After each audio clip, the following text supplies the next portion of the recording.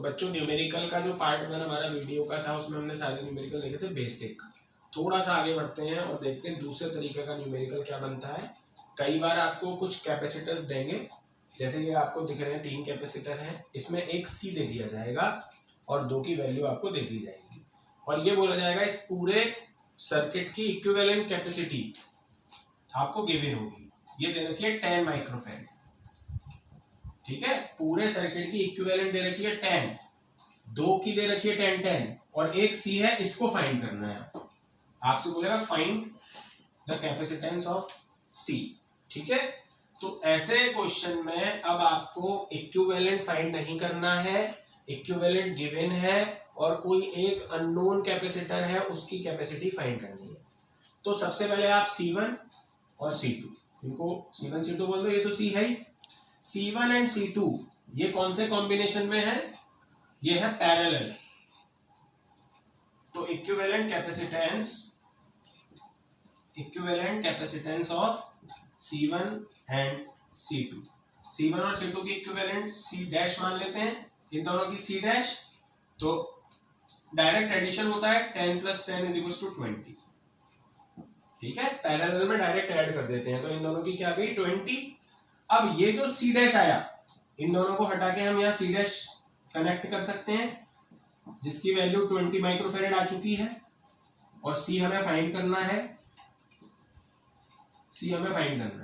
तो ये दोनों सीरीज में आ चुके हैं। इन दोनों की इक्विवेलेंट कैपेसिटेंस निकालें। अब equivalent capacitance of C dash and C, इसको C इक्विवेलेंट मान लेते हैं।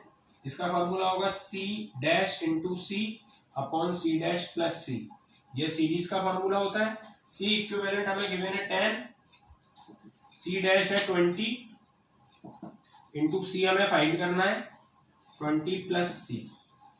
तो अगर हम इसको क्रॉस मल्टीप्लाई करते हैं तो 200, 20 into 10 200 plus 10C is equal to 20C। तो 200 is equal to 20C minus 10C, 200 is equal to 10C, C is equal to 200 upon 10, 20 microfarad. तो अपने पास अननोन कैपेसिटेंस कितनी आ गई 20 माइक्रोफैराड। क्लियर है? तो इस तरीके से आपको कुछ सर्किट दिया जा सकता है जिसमें एक अननोन कैपेसिटेंस आपको फाइंड करनी हो, एक तरीके का न्यूमेरिकल। अब देखो एक और तरीके का बता रहा हूं, सीरीज पैरेलल कॉम्बिनेशन का full and final numerical, complete numerical. सबसे पहले मैं आपको कराता हूं सीरीज का। इसमें जैसे आपको एक C1 दे रखा है 9 पिकोफैराड, C2 आपको दे रखा है ये भी 9 पिकोफैराड और C3 है ये भी 9 पिकोफैराड। तीनों सीरीज में है और इनको 120 वोल्ट की एक बैटरी से कनेक्ट किया गया है, ठीक है। ये तो सर्किट बन गया। 9 पिकोफैराड के 3 capacitors connected in series combination और फिर इनके टर्मिनल्स को 120 वोल्ट की बैटरी सप्लाई से कनेक्ट किया गया है। आपको फाइंड क्या करना है, एक तो इक्विवेलेंट कैपेसिटेंस और एक आपको potential drop at each capacitor V1, V2, V3। तो एक तो आपको इनकी इक्विवेलेंट निकालनी है और एक जितने भी कैपेसिटर हैं सब पर पोटेंशियल ड्रॉप, इस पर पोटेंशियल ड्रॉप V1 है ये फाइंड करना है, इस पर V2 है ये फाइंड करना है, इस पर V3 है ये फाइंड करना है, ठीक है। सीरीज में कौन सी क्वांटिटी सेम रहती है?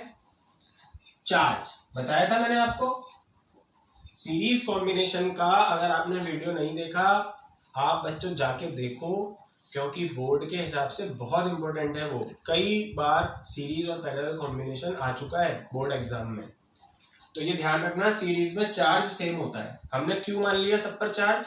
Potential drop V1, V2, V3 अलग अलग होगा, सेम भी हो सकता है लेकिन वो जब होगा जब सारे कैपेसिटर सेम कैपेसिटी के होंगे। तो अभी तो हमने इसको V1, V2, V3 अलग अलग ही माना है, हो सकता है अलग अलग होते ही तो फिर यहाँ वैल्यूज अलग अलग आती, तो आप तो V1, V2, V3 ही मान लेना इनको, ठीक है। अब सबसे पहले मैं आपको इक्विवेलेंट कैपेसिटेंस बताता हूँ। इक्विवेलेंट कैपेसिटेंस, तो इसके लिए 1/C is equal to 1/C1 plus 1/C2 plus 1/C3।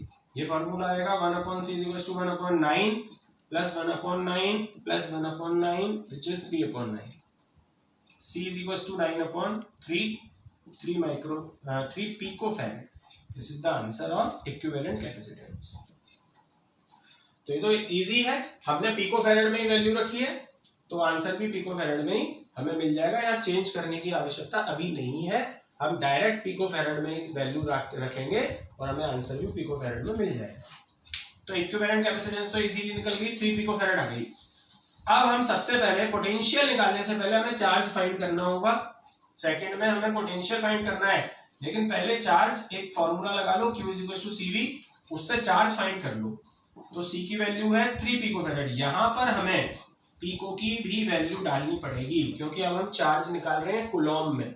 तो यहाँ हमने पिको को 10⁻⁻12 रख दिया है और इसका जो पोटेंशियल है वो 120 है.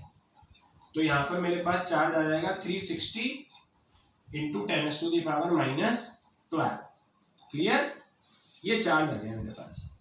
अब यही चार्ज तीनों कैपेसिटर पर सेम रहेगा. तो एक बार ही निकालना है, एक फॉर्मूला Q = CV निकाल लगा के, और C इक्विवेलेंट कैपेसिटी है और V is the voltage of battery.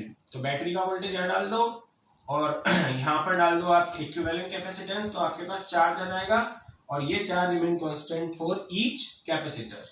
अब हम निकालेंगे पोटेंशियल ड्रॉप एक एक करके. सबसे पहले फर्स्ट कैपेसिटर पर निकालेंगे. फर्स्ट कैपेसिटर इलेक्ट्रिक पोटेंशियल निकाल रहे हैं for first capacitor. V1 = Q/C1. यही फॉर्मूला लगेगा. तो V1 Q कितना है 360 इंटू 10⁻⁻12 डिवाइडेड बाई C1 कितना है 9 पिकोफैरेड. ये पिको की वैल्यू डाल दी यहाँ, ये कट हो गया तो ये V1 आ गया 40 वोल्ट. तो पहले कैपेसिटर पर कितना वोल्टेज ड्रॉप हुआ, 40 वोल्ट का वोल्टेज ड्रॉप हो गया. सेकंड कैपेसिटर के लिए निकालोगे तो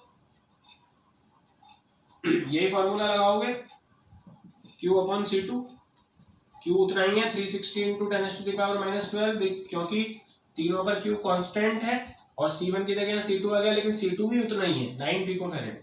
तो बच्चों ये भी उतना ही आ जाएगा 40 वोल्ट. और इसी तरीके से जो V3 है वो भी Q/C3 से फाइंड होगा और ये भी हमारे पास 40 वोल्ट आ जाएगा. क्यों आए तीनों सेम? वैसे सेम नहीं होता वोल्टेज. क्यों? क्योंकि तीनों की कैपेसिटी सेम है, इसलिए पोटेंशियल ड्रॉप सेम आ रहा है. अगर कैपेसिटी अलग अलग होती तो पोटेंशियल ड्रॉप अलग अलग आता. ये केवल एक ही कंडीशन में सेम होता है, जब इनकी कैपेसिटी सेम हो. तो ये ध्यान रखना, वैसे सीरीज में पोटेंशियल ड्रॉप अलग अलग होता है, पर यहाँ पे हमें तीनों 40 40 40 मिल रहे हैं. अब आप सोचोगे ये क्या हुआ भाई, ये तो सेम आ गया. सेम ही आएगा क्योंकि यहाँ पे कैपेसिटी सेम है. तो कैपेसिटी अगर कैपेसिटर्स की सेम है तो उनका पोटेंशियल ड्रॉप भी सेम होगा. और अगर ये अलग अलग होती तो फिर यहाँ C1 C2 C3 की वैल्यू अलग अलग आती और पोटेंशियल ड्रॉप भी अलग अलग आते. तीनों पोटेंशियल ड्रॉप को ऐड करने पर बैटरी का वोल्टेज आ जाना चाहिए. 40 + 40 + 40 करोगे कितना आ जाएगा 120 वोल्ट. तो सीरीज का बच्चों इस पैटर्न पर आपको करना होता है. कुछ भी पूछे, वो चार्ज पूछे, पोटेंशियल ड्रॉप पूछे, इक्विवेलेंट कैपेसिटी पूछे, तो ये पूरा ओवरऑल एक क्वेश्चन है जिसमें आपको हर चीज निकाल के बताई गई है. अब क्वेश्चन नंबर 3 पर बढ़ते हैं, जो एक पैरेलल कॉम्बिनेशन का है. मैं आपको क्वेश्चन बताऊंगा पहले, वो भी ऐसा ही है. ओवरऑल पूरा का पूरा न्यूमेरिकल है. कुछ भी फाइंड करवाया जाए आप इस न्यूमेरिकल को समझ लोगे तो कोई भी क्वांटिटी फाइंड कर लोगे. मैं आपको डायग्राम बता रहा हूं, देखो. There are 3 capacitors connected in parallel combination. The capacitance of first capacitor 2 picofarad and the capacitance of second capacitor is 3 picofarad. Capacitance of third capacitor is 4 picofarad. All 3 capacitors are connected in parallel and the terminals of this network connected with the battery of 100 volt.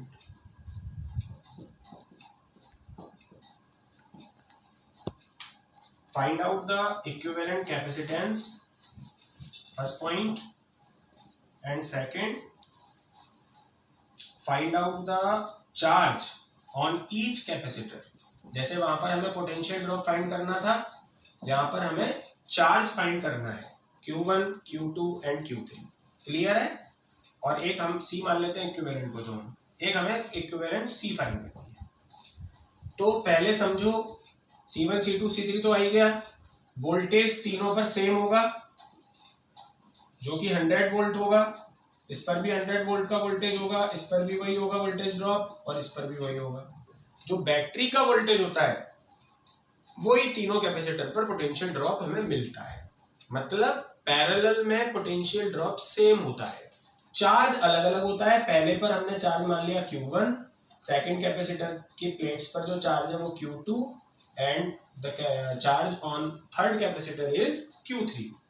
तो सबसे पहले हम equivalent तो direct हमें पता है, parallel के लिए हमें डायरेक्ट एडिशन का फॉर्मूला लगाना है, 2 + 3 + 4 = 9 पिकोफैराड।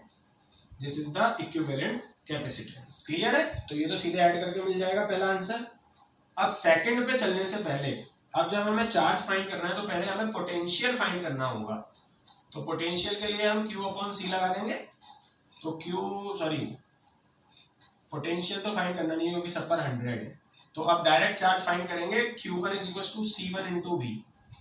V तो सब पर 100 है, हमने यहाँ फाइंड कर ही लिया है। अब Q1 = C1 × V। C1 क्या है? C1 है 2 पिकोफैराड, यहाँ पे पिको की वैल्यू डाल देंगे, और V कितना है? 100। तो ये हमारे पास आ जाएगा 2 × 10⁻⁻10 कूलम। ये हमारे पास फर्स्ट आ गया। सेकंड Q2 फाइंड कर लेंगे C2V से, तो C2 हो जाएगा 3 पिकोफैराड और वोल्टेज हो जाएगा 100। तो ये हो जाएगा सेकंड पे चार्ज 3 × 10⁻⁻10 कूलम। और थर्ड पर जो होगा Q3, C3V से फाइंड करेंगे। C3 4 पिकोफैराड है, ये 4 पिकोफैराड × 100। तो ये हो जाएगा आपके पास Q3 4 × 10⁻⁻10 कूलम। तो ये हमारे पास एक तो आंसर ये आ गया Q1 का, एक Q2 और एक Q3। और इक्विवेलेंट कैपेसिटेंस हमारे पास 9 आ गई सबकी मिलाकर। तो बच्चों ये ओवरऑल जो मैंने अभी आपको 2 न्यूमेरिकल बताए, लास्ट 2 न्यूमेरिकल्स, इसमें सीरीज और पैरेलल का ओवरऑल न्यूमेरिकल है ये। इसमें आपको चार्ज, पोटेंशियल ड्रॉप, कैपेसिटेंस कुछ भी पूछे, आप अगर इसको समझ गए पैटर्न को 2-3 बार देख के आप समझ जाओगे अच्छी तरह, तो जैसे ही आप समझ गए आप इसका सीरीज और पैरेलल का कोई भी क्वेश्चन कर सकते हैं।